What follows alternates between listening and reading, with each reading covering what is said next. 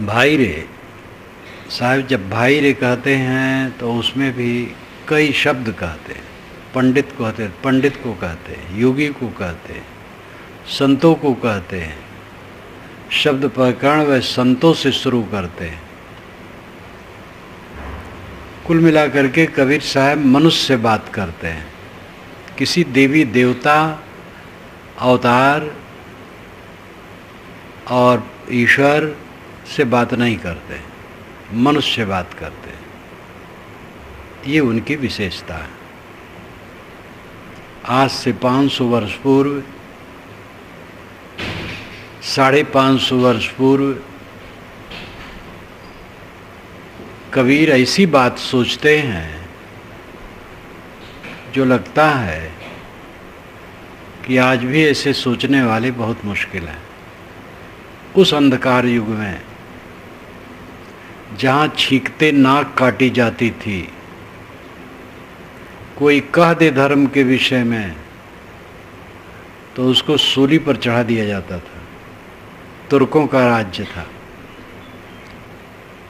बोधक नामक ब्राह्मण ने लखनऊ क्षेत्र में कह दिया था कि जैसे इस्लाम से कल्याण है वैसे हिंदू धर्म से भी कल्याण है। इतने पर उसको फांसी की सजा हुई थी कि इस्लाम तो राह खुदा है और हिंदू धर्म कौन धर्म है, तो उसको फांसी की सजा हुई। और उसी समय साहब कह रहे थे, सुनत कराए तुर्क जो होना औरत को क्या कहिए, अर्ध शरीरी नारी बखानी ताती हिंदू रहिए। पेशाब इंद्री की खलड़ी कटा करके अगर तुर्क बनते हो, तुर्क कहते, व्यंग करते साहब, मुसलमान नहीं कहते, तुर्क। तुर्क लोग, तुर्कानी जोर, बहुत गर्म होते थे तुर्क लोग। औरत को क्या कहिए, औरत को तो कुछ नहीं किया जा सकता है। औरत तो हिंदू रही, तुम मुसलमान, ताते हिंदू रहिए, तुम भी हिंदू रह जाते। ये कोई मामूली बात है? आज कह दिया जाए तो बलबा हो जाएगा कहीं भीड़ भड़क्का में। और उस जमाने में साहब कहते हैं और उनकी बात सुनी जाती। ये बात नहीं कि गलिम खोचिम कह दिए कोई सुना नहीं। उनकी बात की अनुगूंज होने लगी थी उसी जमाने में। और फिर ब्राह्मणों को कहते हैं, पहिर जनेऊ जो ब्राह्मण होना, मेहरी क्या पहराया। मेहरी शब्द का प्रयोग करते हैं, धिक्कारते हैं, दुत्कारते हैं, हीन भावना से कहते हैं, यानी निरादरित करके कहते हैं, अदना समझ करके। मेहरी को क्या पहनाए हो, तुम तो जनेऊ पहने हो, ब्राह्मण हो गए, तुम्हारी मेहरी जनेऊ नहीं पहने, शूद्रा है। वो शूद्र रोज परस रही है तुम्हें भोजन और तुम खा रहे हो, और दूसरे शूद्र को तुम अछूत कहते हो। ये ब्राह्मणों को कहते हैं। ब्राह्मणों का भी जलवा था। तुर्क राजा लोग, बादशाह लोग ब्राह्मणों को काफ़ी छूट देते थे कि भाई इनके हाथ में प्रजा है, इनको चिढ़ाओ मत। तो उनकी तरफदारी करते थे। उनको राज करना था और राजा लोग फूट डाला ही करते हैं। तो ऐसे समय में साहब जो लगता है सच वैसा कह देते हैं। यहाँ तो आत्मज्ञान की बात है, इसलिए सब कहा कि वह मनुष्य से बात करते हैं। ज्ञान का अधिकारी मनुष्य हो, ज्ञानदाता मनुष्य है। आप हीरे की खदान, रत्नों की खदान, कोयले की खदान, पत्थर की खदान, पानी का स्रोत जमीन में पाते हैं, तेल का स्रोत, लेकिन ज्ञान विज्ञान का स्रोत और खदान कहीं नहीं पाते हैं। वो मनुष्य है। मनुष्य पर कबीर साहब की दृष्टि है। कहते हैं, भाई रे नयन रसिक जो जागे, अगर ये नयन का रसिक जग जाए तो पार ब्रह्म अविगति अविनाशी कैसहु कै मन लागे। जो पार ब्रह्म है, अविगति है, अविनाशी है, उसमें किसी प्रकार से मन लग जाएगा। पार ब्रह्म को सब चाहते, पार ब्रह्म पर ब्रह्म, वो अविगति है, उसकी गति का पता नहीं। सब कहते हैं पूर्वेशाम सुश्रुम पूर्वेशाम, श्रुत में कहा गया। पूर्व से हम अपने पूर्वजों से सुनते आए हैं, तो हम भी वैसे कह रहे हैं। जानते नहीं, अविगति, उसको अविनाशी माना जाता है, उस परब्रह्म को। साहब कहते हैं तुम्हारा भी मन उसमें लग जाएगा। अविगति है, जानने में नहीं आता है तो क्या लग जाएगा। ब्रह्म के विषय में दो भाग है, एक परोक्ष एक अपरोक्ष। परोक्ष ब्रह्म और अपरोक्ष ब्रह्म। जो जगत का निर्माता और चलाने वाला है वो परोक्ष ब्रह्म है, और जो सबका अनुभविता मैं के रूप में विराजमान है वो अपरोक्ष ब्रह्म है। अपरोक्ष ब्रह्म ही सही है, परोक्ष ब्रह्म अनुमानिक है, कल्पना का है। ये जगत कैसे चलता है, इस कल्पना के संतोष के लिए परोक्ष ब्रह्म माना गया है। ब्रह्म चलाता है। ब्रह्म की परिभाषा क्या है? वो चेतन है और सर्वशक्तिमान है, सब जगह है और सब कुछ जानता है। तो दुनिया में गलती कैसे होती है? तो इसका उत्तर नहीं। जो सब जगह हो, सब कुछ जानता हो, कुछ भी कर सकता हो, उसके रहते भी इतना पाप ताप दुराचार, तो कोई उत्तर नहीं उनके पास, इसलिए मौन हो जाते। ये कल्पना शुभ है कि एक ऐसा ब्रह्म है जो हर जगह है और सब कुछ जानता है और कुछ भी कर सकता है, लेकिन वो बुरा नहीं करता, अच्छा करता है। ये कल्पना शुभ है।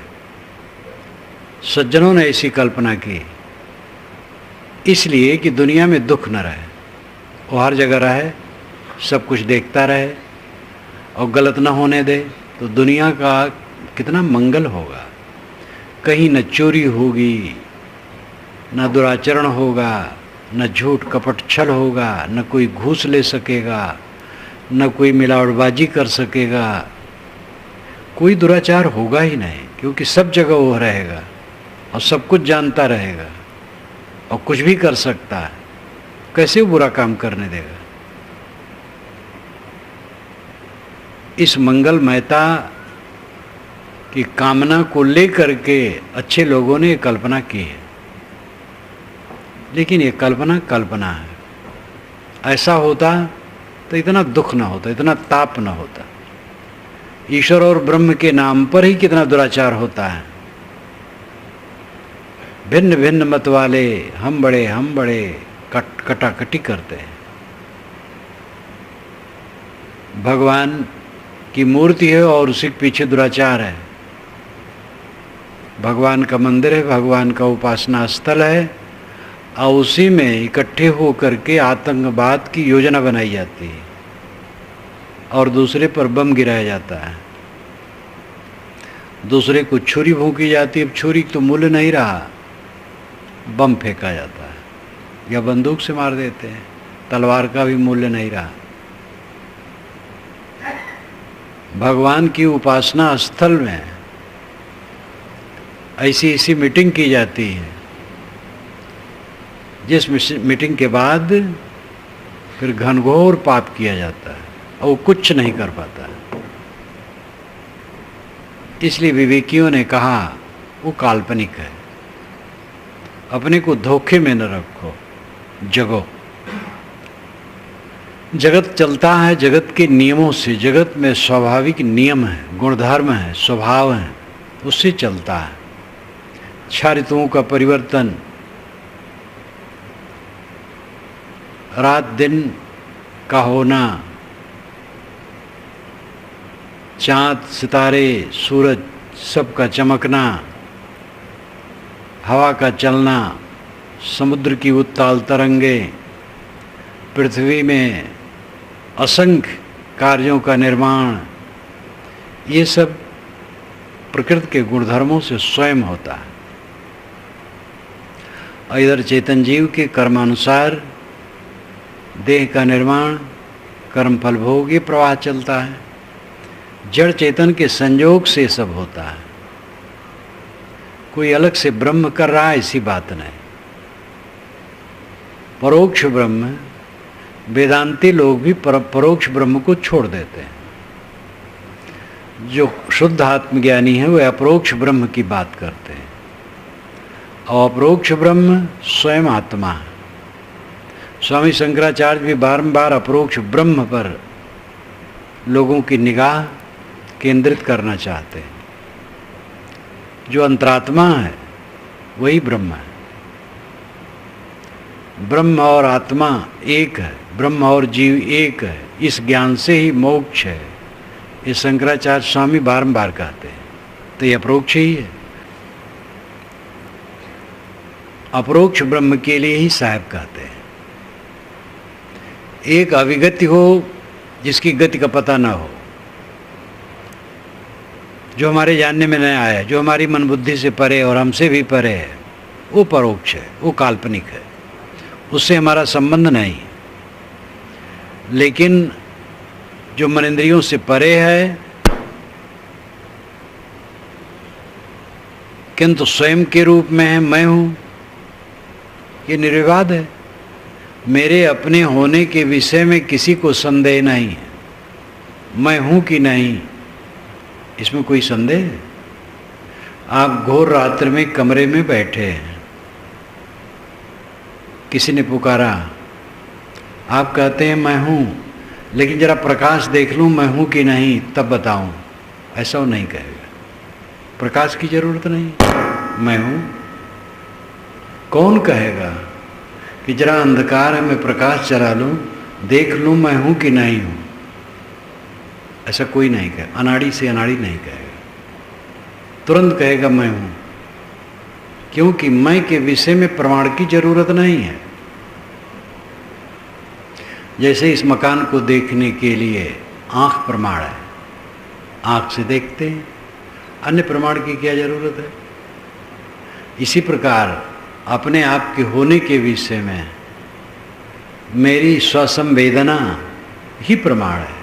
मैं जानता हूँ मैं हूँ, इसमें और प्रमाण की क्या जरूरत है?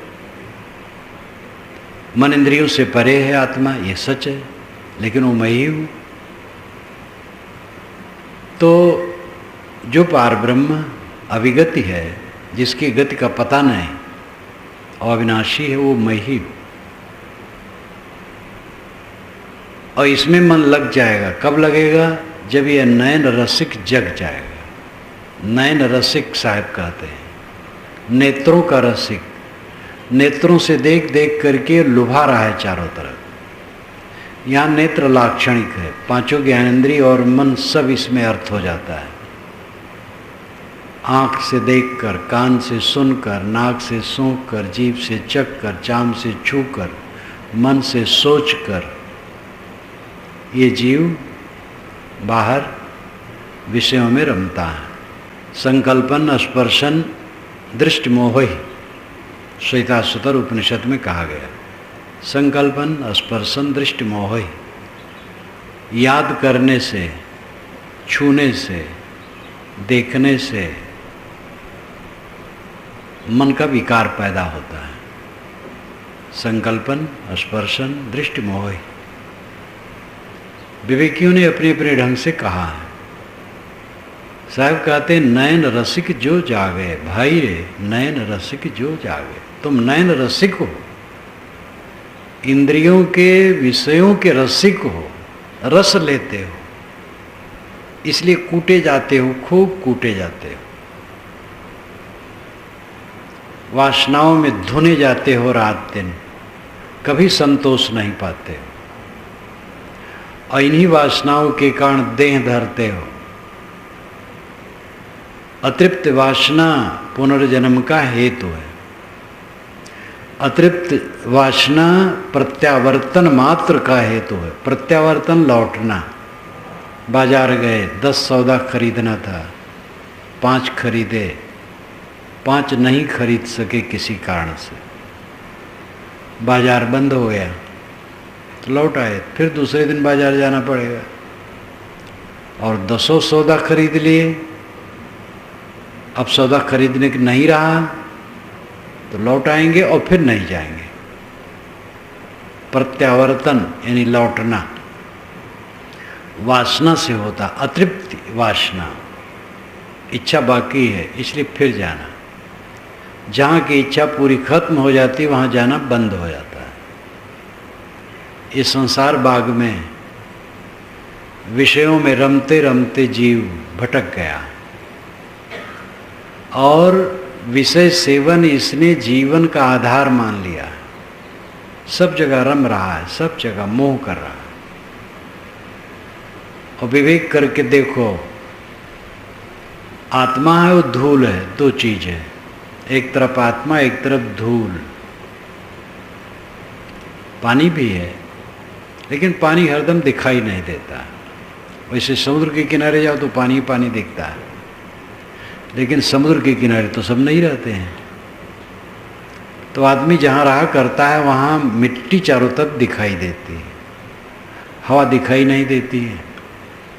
आग भी जब प्रज्वलित होती तब दिखाई देती है, वैसे नहीं दिखाई देती।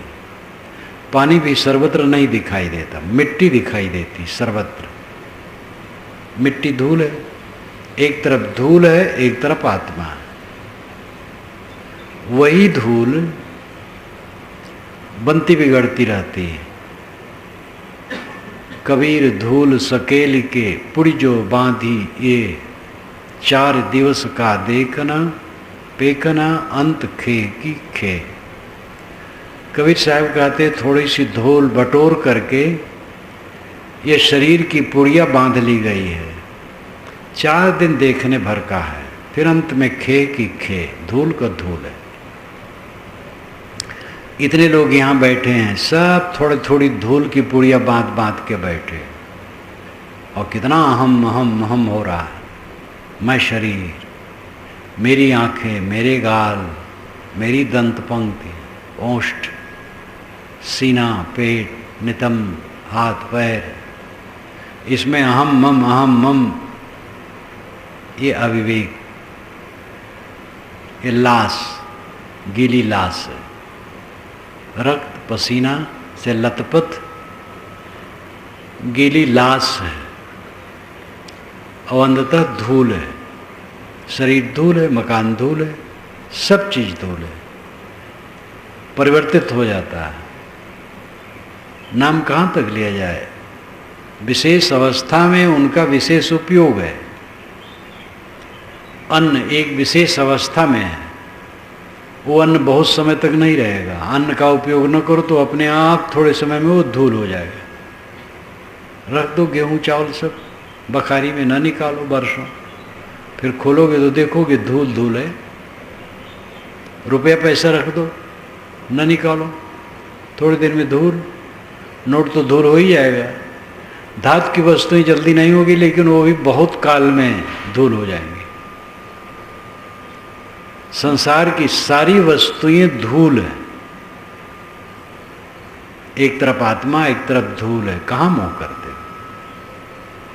थोड़े दिन के लिए चमचमा रहा और देखते देखते वो गल जाएगा। इसमें जितने बूढ़े बैठे हैं सब नौजवान थे, चमकते थे, अब नहीं चमकते। और जिसमें नौजवान बैठे हैं वो भी ध्यान दें, वैसे हो जाएंगे। दिवस 4 का पेखना अंत खे की खे।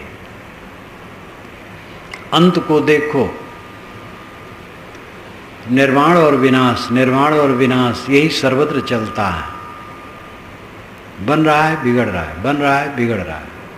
पानी के बुलबुले उठ रहे हैं, लीन हो रहे हैं, उठ रहे हैं, लीन हो रहे हैं, यही हो रहा है। और क्या हो रहा है? समुद्र के किनारे जा कर के देखो, लहरों पर लहर, तरंगों पर तरंग, कभी स्थिर होता ही नहीं। चाहो स्थिर हो जाए, मैं स्थिरता, इसकी स्थिरता देख लूं, असंभव है। कोई उपाय भी नहीं, वैज्ञानिक भी उपाय नहीं कर सकते, राजे महाराजे भी असमर्थ हैं। समुद्र की तरंगे निरंतर आती जाती रहेंगी। इसी प्रकार ये संसार सागर में सर्वत्र ये धूल का इकट्ठा होना बिखरना, इकट्ठा होना बिखरना, ये चल रहा है। और इसको कोई स्थिर नहीं कर सकता, कोई शक्ति नहीं जो स्थिर कर दे। स्वाभाविक गति है। नैन रसिक को ये बात समझना चाहिए। इसलिए चिंतन की बड़ी जरूरत है, ध्यान और चिंतन दोनों। स्वाध्याय, ध्यान, चिंतन, सेवा के बाद ये तीन है। सेवा का काम भी जरूरी है।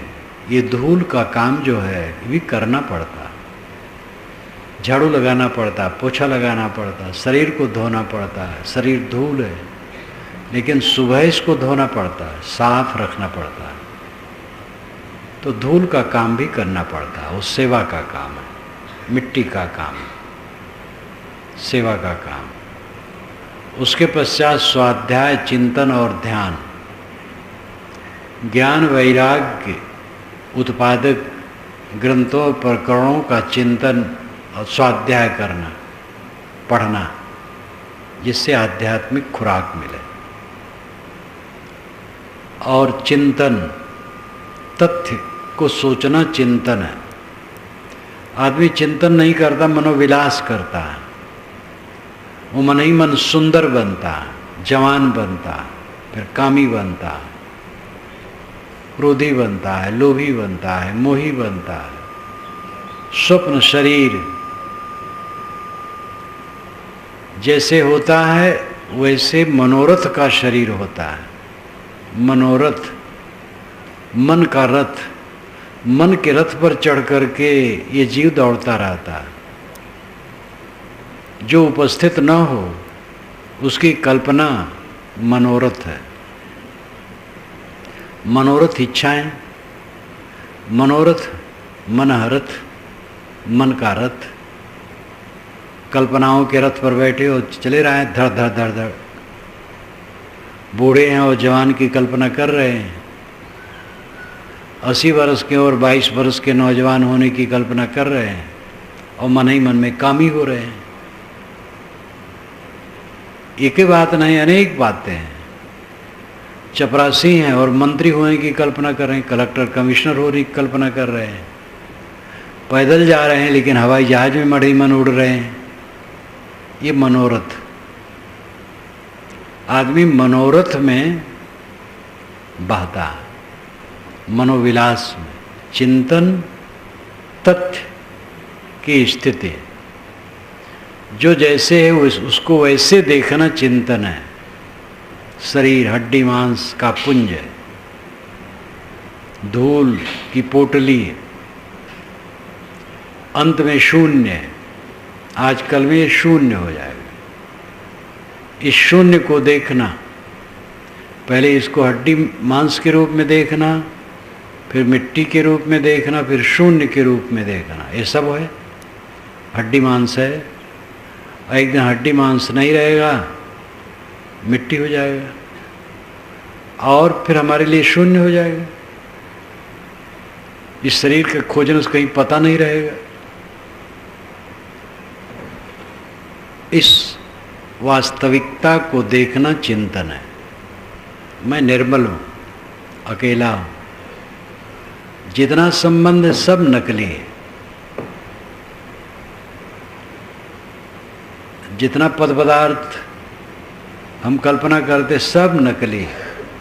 पद और पदार्थ, पद शब्दों का जोड़, और पदार्थ जो उसका अर्थ है। जैसे घट, ये पद है, घ और ट, दो अक्षर जोड़ दिया गया तो ये पद है। और इसका पदार्थ जमीन पर रखा हुआ एक पात्र है जिसमें प्रायः पानी भरा जाता है। अन्य वस्तुएं भी भरी जाती हैं, अन्य इत्यादि। तो पद पदार्थ सारे पद पदार्थ सब नश्वर है। पदार्थ का पद रखा जाता है, किसी निर्मित पदार्थ का नाम रखा जाता है, अनिर्मित का भी नाम रखा जाता है। प्रकृति निर्मित नहीं है, प्रकृति अनिर्मित है। वेदांती कहते हैं अनिर्मित तो एक ब्रह्म है और दूसरा कुछ नहीं है, क्योंकि वो द्वैत को पसंद नहीं करते हैं। पारखी भी द्वैत को पसंद नहीं करते हैं, लेकिन वो साधना में मन शांत हो गया, अकेला रह गए, अद्वैत है। लेकिन दूसरी आत्माएं हैं, जगत है, उसको कहाँ मिटाएंगे? तो पारखी संत विचार पूर्वक बात करते हैं, जिसको समझा सकें वो समझ सके। वेदांती ऐसी बात करते हैं जो न स्वयं समझ सके न समझा सके। तीनों काल में जगत नहीं है, तीनों काल में नहीं है, उसी में वेदांत का प्रचार कर रहे हैं और मठ बन रहे हैं। मुकदमे होना तो व्यवहार में आ ही सकता है। जगत गुरु बनने के लिए मुकदमे चल रहे हैं। जगत गुरु के लिए मुकदमे बहुत दिन से चल रहे हैं। तो जगत कैसे नहीं है? जगत तो है ही, आत्मा में जगत नहीं। सबको चित्त से उतार दिया, अपने आप रह गया, बस अद्वैत है।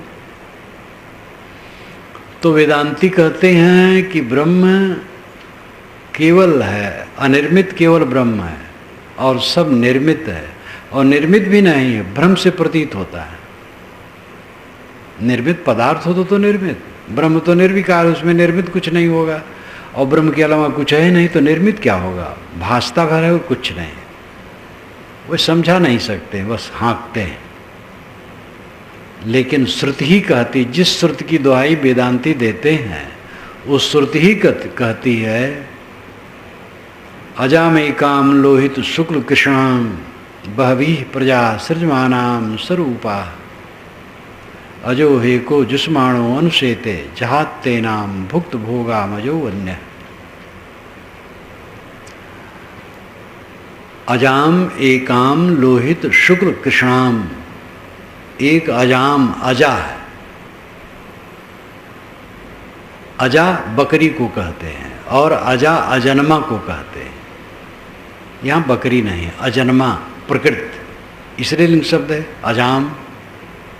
तो एक प्रकृति है, जड़ प्रकृति है जो अजाम है, जन्मी नहीं है, सदा से है, नित्य है, सत्य है। अजाम एकाम, एक अजा है जिसको हम प्रकृति कहते हैं। लोहित शुक्ल कृष्णाम, वो तीन रंगों वाली है। लोहित है लाल, और शुक्ल है उज्जवल, और कृष्णाम काली है। तीन रंगों वाली चितकबरी बकरी है वो। अजामे काम लोहित शुक्ल कृष्णाम बहवी प्रजा, बहुत सारी सृष्टि सृजमानाम निर्माण करती है। कैसे निर्माण करती है? स्वरूपा, अपने रूप के अनुसार। स्वरूप, अपने रूप के अनुसार। जैसे वो त्रिगुणात्मिका प्रकृति है, वैसे त्रिगुणात्मा जगत पैदा करती है। ये पेड़, पल्लो, पर्वत, सारी चीजें त्रिगुणात्मक है। अजो हे को जुष्माणो अनुशेते, और एक अज है, वो भी जन्मा है। यहाँ अज पुल्लिंग है, स्त्रीलिंग नहीं। ये आत्मा है, पुरुष है, चेतन है। एक अज है, एक का मतलब एक जाति, ये नहीं कि एक है। सांख्य दर्शन अनेक आत्मा मानता हो, सांख्य क्या हो तो अनुभव में आता आत्मा एक नहीं अनेक है। अजो हे को जुष्माणो अनुशेते, एक प्रकार के आत्मा है, जन्मा है, जो उस प्रकृति का जुष्माण करते हैं। जुष्माण का मतलब आनंद लेना। और अनुसेते, अनुनाम पीछे से सेते नाम, उससे सो जाना। जो जुष्माण लेगा वो सो जाएगा, जो आनंद लेगा तो उसमें मूढ़ हो जाएगा। किसी चीज में रस लो तो उसमें आसक्त हो जाओगे। लेकिन जाते नाम भुक्त भोगाम अजो अन्य, एक अज दूसरा है, अजो अन्य, अज अन्य, एक दूसरा अजन्मा पुरुष चेतन है भुक्त भोगाम, भोगी हुई प्रकृति का जहाते नाम त्याग कर देता है, इसलिए कैवल्य उसका हो जाता है। ये श्रुति वचन है, श्वेताश्वतर उपनिषद है। इसी में कहा गया कि पुरुष भी अनादि है और प्रकृति भी अनादि है। तो लोग कहते, वेदांती लोग कहते हैं हाँ, ये मूढ़ों को समझाने के लिए ऐसा श्रुति में कहा दिया गया। जगत वैसे तीनों काल में नहीं। उनके अनुसार जो माने कि जगत है वो मूढ़ है।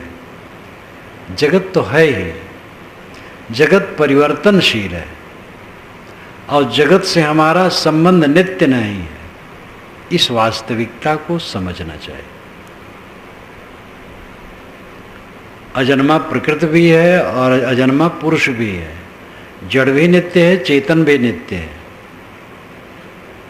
चेतन जड़ में आसक्त होकर के दुखी है, उससे निवृत्त होकर के सुखी होगा।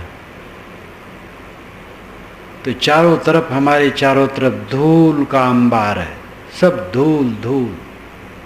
जितना आज का ये सब दिखाई देता है, कुछ दिन में सब धूल हो जाएगा। हजारों वर्ष के बाद तो पता नहीं कहाँ क्या हो गया, सब धूल। एक तरफ धूल, एक तरफ मैं। अब कहाँ मोह करने की गुंजाइश है? 4 दिन की चमक है, कब तक ये चमक रहेगी? क्यों मूढ़ बने, क्यों अविवेकी बने? दीर्घ दृष्टि अपनाओ। सब कुछ क्षणिक क्षणिक क्षणिक भागता चला जा रहा है। भाई रे नयन रसिक जो जागे, जो नयन का रसिक है वो जग जाए। इंद्रियों के विषयों का जो मोही है जीव, वो जग जाए। जग जाएगा तब पारब्रह्म में मन लगेगा। पारब्रह्म स्वयं हो, आप स्वयं पारब्रह्म हो। पारब्रह्म, परब्रह्म, परब्रह्म अनेक प्रकार से कहा जाता है। बात एक है, यानी उच्चतम ब्रह्म, परम श्रेष्ठ। परम श्रेष्ठ कौन है आपके लिए? आप खुद, आप स्वयं परम श्रेष्ठ हैं। आपका श्रेष्ठत्व उधारी का नहीं है, आपका अस्तित्व ही ऐसा है। आप परम श्रेष्ठ हैं, अपनी श्रेष्ठता नहीं जानते हैं, इसलिए दीन बन करके भीख मांगते हैं। एक सम्राट अगर भीख मांगता हो तो इसका मतलब दिमाग उसका खराब है। परम तृप्त आत्मा भोगों की इच्छा करता है तो दिमाग खराब है, बोध नहीं मैं कौन हूं। वो विषयों के पीछे भाग रहा है, जहां भटकने के सिवा कुछ नहीं। सुवन पथिक निराश ते तट भुई सजल स्वरूप, तुलसी किन बंचे नहीं इन मरुथल के कूप। गोस्वामी जी की वाणी है। असुवन पथिक निराश ते तज भुई तट भई सजल स्वरूप। असुवन पथिक निराश ते तट भुई सजल स्वरूप। पथिक रेगिस्तान में पड़ गया, राजस्थान के रेगिस्तान में पड़ गया और वो पानी खोज रहा है, प्यासा है, दुखी है, आंखों से आंसू आ रहा है। तटभुई सजल स्वरूप, उसकी तटभुई, तट की जमीन, आंख के पास की जमीन सजल स्वरूप हो गई है, आंसू बह रहे हैं और पानी के लिए प्यासा है बेचारा और दौड़ रहा है। कहीं ऊंची जगह देखता है कुआं होगा, वहां जाता है, कुआं है भी लेकिन बालू भरा है, पानी नहीं। बस दौड़ता है दौड़ता है दौड़ता है, पानी पाता नहीं।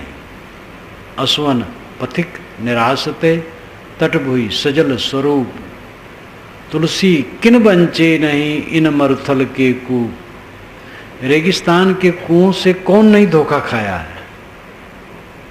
रेगिस्तान में कुएं तो बन गए थे लेकिन बालू बालू है, पानी नहीं है। ये सारा संसार रेगिस्तान है, कहीं सुख नहीं है और सुख के लिए सब भागे जा रहे हैं, खूब दौड़ रहे हैं बड़े जोर से और कहीं सुख पाते नहीं, दुख पाते। सुख की कल्पना, दुख का भोग सब जीव यही कर रहे हैं। प्रबल अविद्या दिमाग पर छाई है, वो जीव को भटका रहे। तुलसी किन बंचे नहीं इन मरुथल के कूप। साहब कहते हैं, भाई रे नयन रसिक जो जागे। अगर ये नयन का रसिक इंद्री लंपट मनुष्य जग जाए और इंद्री लंपटता छोड़ दे तो निश्चित है कैसा होकर किसी प्रकार भी साधना करते करते ऐसी स्थिति में पहुंच जाएगा जहां पर पूर्ण आनंद स्वरूप हो जाएगा, भ्रम कट जाएगा, भ्रांति उड़ जाएगी। इस कूड़े कचड़े संसार में वो सुख नहीं खोजेगा। धूल धुड़क्का भरी संसार में जहाँ हल्ला गुल्ला, मार काट, कला कल्पना, द्वंद्व, झगड़ा, विवाद, दुख के सिवा कहीं कुछ नहीं। बाहर कला, भीतर कला। बाहर से कला तो घर में कला।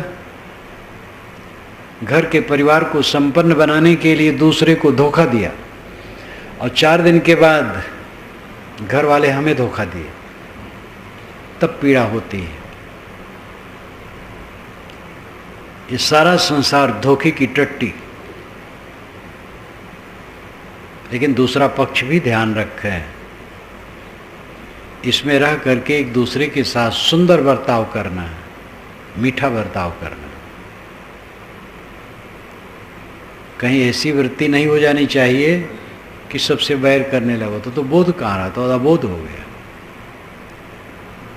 वैर हो ही नहीं सकता है। जिसको सब नश्वर दिखाई देगा उसकी तो कामना ही मिट जाएगी। कामना मिट जाएगी तो दयालु हो जाएगा। नाहक भ्रम करते हैं कि वैराग वृत्ति मन में बढ़ेगी तो आदमी निरस हो करके व्यवहार खराब कर देगा। जिसका वैराग्य बढ़ता है वो कोमल हो जाता है, चाहे साधु हो चाहे गृहस्थ हो। जिसके मन में वैराग बढ़ेगा उसका मन कोमल हो जाएगा। वैराग की ठेकेदारी इन वेशधारियों को नहीं है। हम लोग वेशधारी हैं, साधु वेशधारी, वैराग के ठेकेदार नहीं है। केवल वेशधारियों के ठेके में वैराग्य है, बिल्कुल भूल है। वैराग तो मन की अवस्था है जो अनासक्त की है, और जो विवेक करेगा उसी के चित्त में वैराग उदय होगा। वेश धर करके भी विवेक ठंडा हो जाएगा तो वैराग ठंडा हो जाएगा। वेश में ऐसे अनेक है, भक्ति में और विरक्ति में दोनों की दशा है। कितने गृहस्थ हैं उत्साहित होते हैं, भक्ति में लगते हैं, खूब तत्पर हो गए, थोड़े दिन में ठंडे हो जाते हैं, समझते मैं तो सब जान लिया। और कितने भगत तो गा दे रहे साधु से हम बड़े हैं, उल्टा हो जाता है। यही बात साधुओं में भी अनेकों की हो जाती है।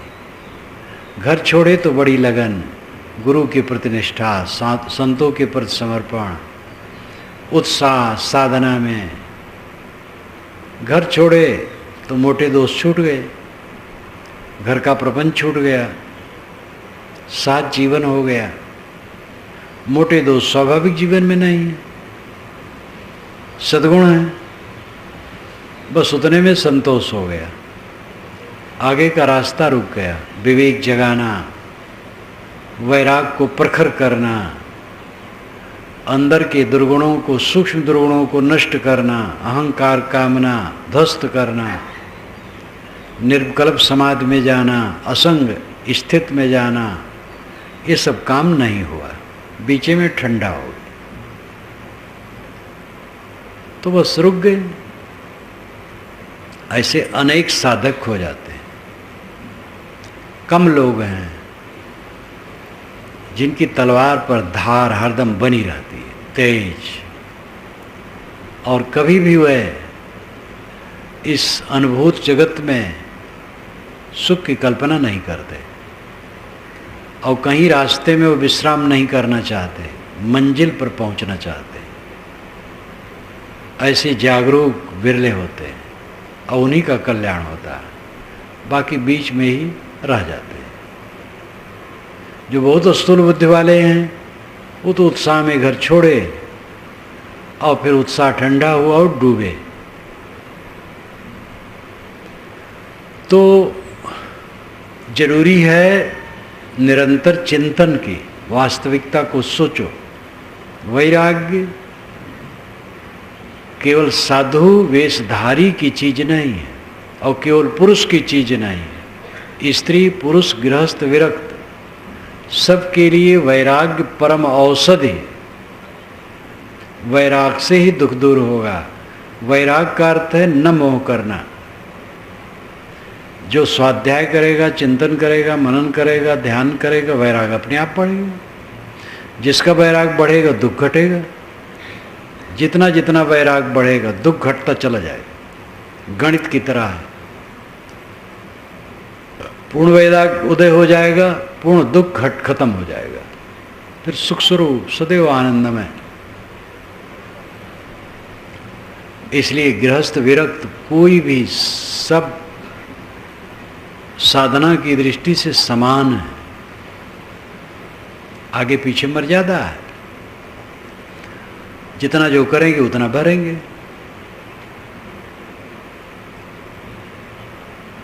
जिसके चित्त में वैराग प्रखर होगा उसके चित्त में शांति की गहराई होगी।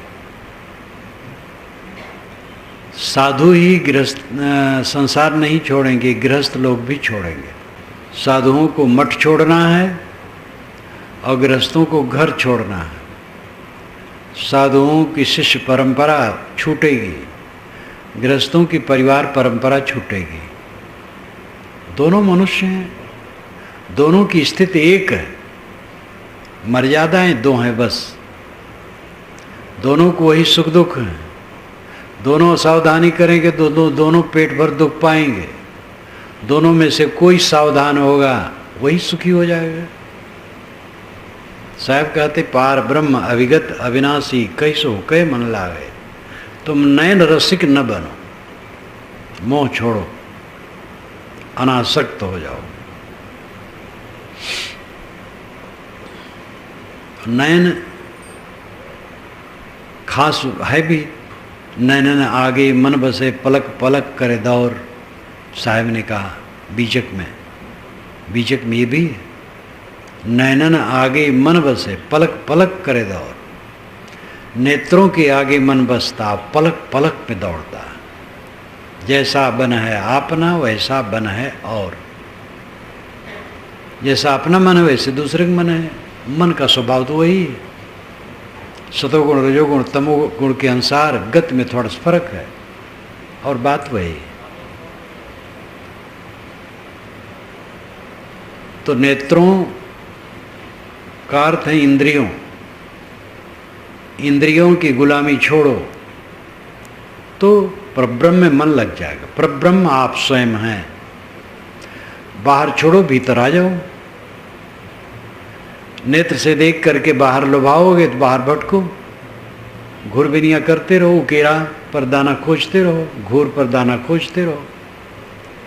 और बाहर का मोह छोड़ दो, अंतर्मुख हो जाओ। बस आनंद धाम, परमानंद, परम कल्याण में। भाई रे नयन रसिक जो जागे, पार ब्रह्म अविगत अविनाशी कैसो कै मन लागे।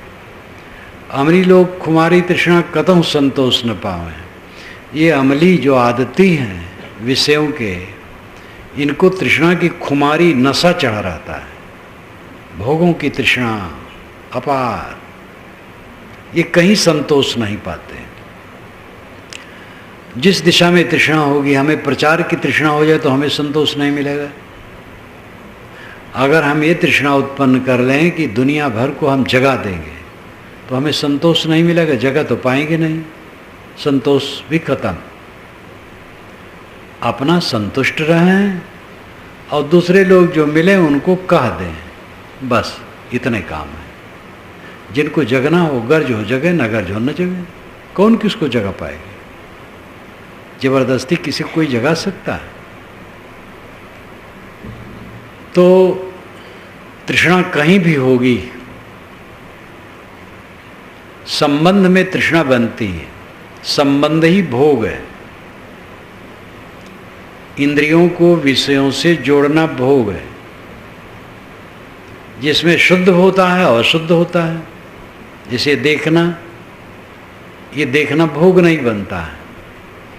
देख करके चलो, उठो, बैठो, पढ़ो, लिखो, लेकिन जहाँ लिप्सा हो गई बस भोग बन गया। खाओ, भोग नहीं बनेगा, लेकिन खाने में मोह हो गया तो भोग बन गया।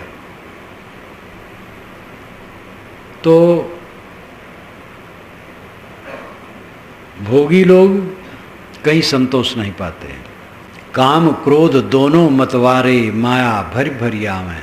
काम क्रोध ये दोनों मतवाले हैं, ये माया भर भर करके आते हैं। मन में काम होगा तो क्रोध होगा, काम पूरा नहीं होगा तो क्रोध होगा, और काम जहाँ सफल होगा वहाँ लोभ होगा। बस यही 3 नरक के द्वार हैं, काम, क्रोध और लोभ। काम का अर्थ है कामना, इच्छा। कामना पूरी हुई तो लोभ बढ़ गया, कामना पूरी नहीं हुई, भंग हुआ तो क्रोध बढ़ गया। काम क्रोध दोनों मतवारे, माया भरी भरी आवें। ब्रह्म कुलाल चढ़ाइन भाठी, लय इंद्री रस्चाएं। ब्रह्म रजोगुण है, वो भट्टी चढ़ाया भोग का, और इंद्रियों से रस चाहते हैं। संगय पोच हुए ज्ञान पुकारे, मन में पोच भरा हो ज्ञान झाड़ते हैं। वो कहते चतुर होगा वो पाएगा। ज्ञानी बनते हैं और भोग में डूबे हैं। ये व्यंग है साहब का, ऐसे ज्ञानियों का जो भोग में अनुरक्त है। साहब कहते संकट सोच पोच यह कलिमा बहुतक व्याध शरीरा। शरीर संकट से भरा, सोच यहाँ चिंताएं, पोच बुराइयाँ, शरीर में बहुत सी व्याधियाँ। तुम दुख के खाट में पड़े हो, इसलिए जहाँ धीर गंभीर अति निश्चल, तहाँ उठ मिलो कबीरा। ऐ कबीरा, ऐ जीवों, ऐ लोगों, जहाँ धीर गंभीर अत्यंत निश्चल पुरुष है वहाँ उठ करके मिलो। उठ करके मिलने का मतलब आदर से मिलना। जब कोई अपने से बड़ा आता है तो हम उठ करके मिलते हैं। उठ करके मिलो, विनयी होके मिलो, झुक करके मिलो। जो धीर गंभीर अत्यंत निश्चल है, कोई मनुष्य ऐसा हो जो धीर गंभीर और अति निश्चल हो, निष्काम, निर्माण, आत्मतृप्त, आत्मसंतुष्ट, कृत कार्य, कृतार्थ कोई हो, जिसकी कामनाएं पूरी शांत हो गई, तृष्णाएं शांत हो गई, जिसको कुछ शेष नहीं रह गया है। गतध्वन विशोकस्य विप्रमुत्तस्य सब्बति सब्ब गंध पहीणस्य परिलाहो न विज्जति। ये तथागत बुद्ध कहते हैं। गतध्वनो, जिसका अध्वन बीत गया, रास्ता समाप्त हो गया। तृष्णा समाप्त हो गई, रास्ता समाप्त हो गया। भटक रहे थे तृष्णा के नाते, तृष्णा खत्म, इसलिए रास्ता खत्म। गतध्वनो, अध्वन का अर्थ होता है रास्ता। अध्वन समय को भी कहते हैं। संस्कृत पाली में दोनों में वैसे उच्चारण है, वैसे अर्थ है। गतध्वनो, जिसका अध्वन समाप्त हो गया, रास्ता समाप्त हो गया, तृष्णा क्षीण हो गई। गतध्वनो विशोकस्य, शोक मुक्त हो गया। अब शोक क्या रहा है? धूल माटी के लिए कौन सा शोक? विप्रमुत्तक से सत्सब्बधि, सब तरफ से वो मुक्त हो गया, छूट गया चारों तरफ से, कहीं बधा नहीं।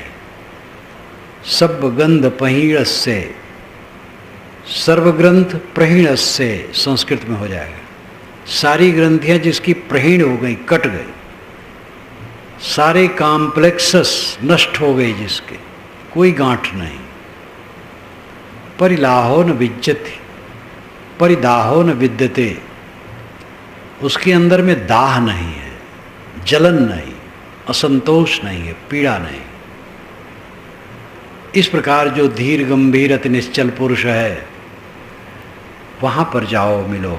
वहीं तुम्हारा त्राण है, कल्याण है। भटको मत, अहंकारी मत बनो।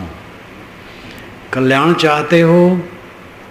कितने साधु सोचते हैं हम भी साधु हैं, पूजे जाते हैं, बाबा हैं।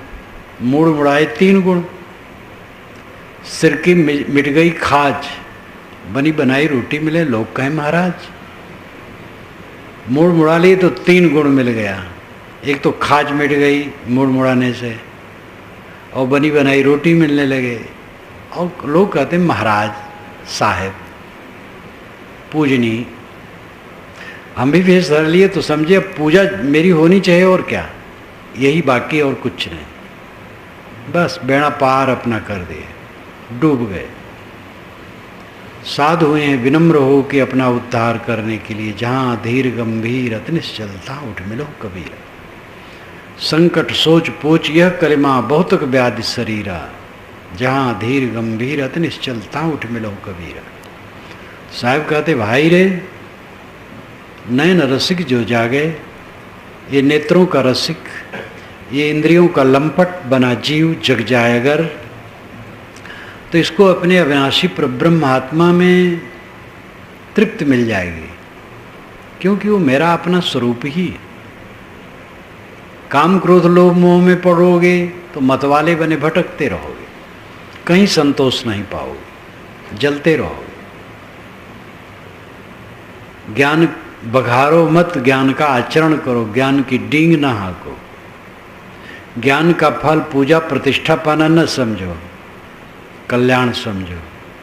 इसलिए विनयी बनो, धीर गंभीर निश्चल पुरुष की शरण में जाओ, निर्देश लो, आदेश लो और अपना कल्याण करो।